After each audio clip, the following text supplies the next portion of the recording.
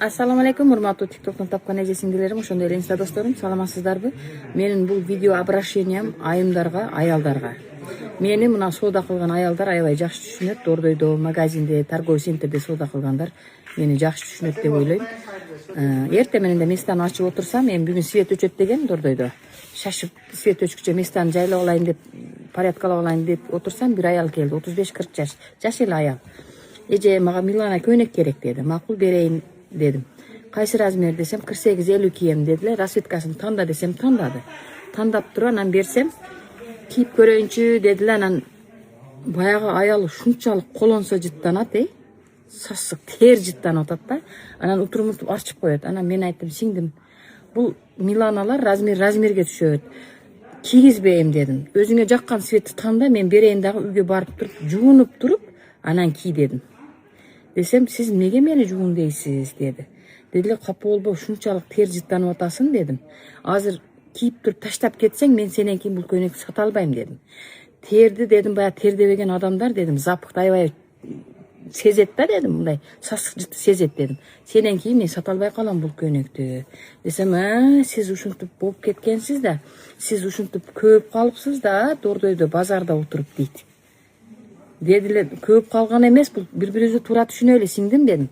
Мен бул көйнөктү сенен кийин сатышым керек да дедим. Кимге сатам дедим. Мен мисалы жизнь албайм дедим. Мен бирөөдөн кийин мындай жыттап көрүп дедим. Эгер бирдеке алайын десем, жыттайм мен. Биринчи мен ошондой жаман характерим бар дедим. Кийип таштап кете берсеңер сасытып дедим. Кимге сатам мен дедим. Десем, чыдасаң отур базарда дейт. Сасыктар жуунуп келгиле базарга. Көйнөк алганы, рубашка алганы, шем алганы келесиңерби, катындар. Жуунуп келгиле. Эртең менен да ванна принимать этип, душ принимать этип, жуунуп туруп анан келгиле. Мына колтуңарды кирсамын менен жууп, аркасынан лимонду шыбасаңар, муздак суу менен. Ошо колонсо жытыңар кетет. Келип алып мага акыл үйрөтүп, сен болуп кеткенсиң, акчы көкчү дебестен.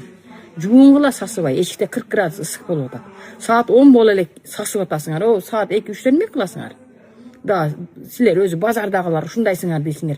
Силерге кийгизип коюп, помаданы сүрттүрүп коюп, анан сасытып коюп отура берелиби? Силер бизге оборотко акча берип коюп атасыңарбы? Мага оборотуңа деп. Чыдасаң отур дейсиң, жуунуп кел сасыбай. Жуу эртең менен да, жуун. Өзүң сасык жытыңды билесиңби? Эртең менен да ваннага кир дагы бир сыйра кирсамын менен жуунгун, мына колтуктарың жуугун кирсамын менен. Лимон ит арзан го, 30 сомго мынандай лимон берет. Баягыны 3-4кө бөлүп пакетке салып, холодильникке салып кой.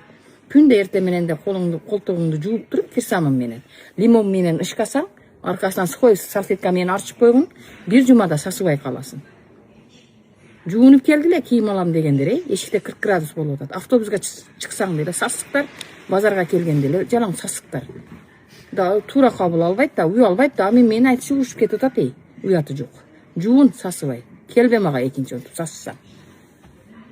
Капа болбогула, аябай жиним келди. Эртең менен да мен настроениямды бузуп, чыдасаң отур. Сен кимсиң, сен сасыкка мен чыдагыдай. Уяты жок.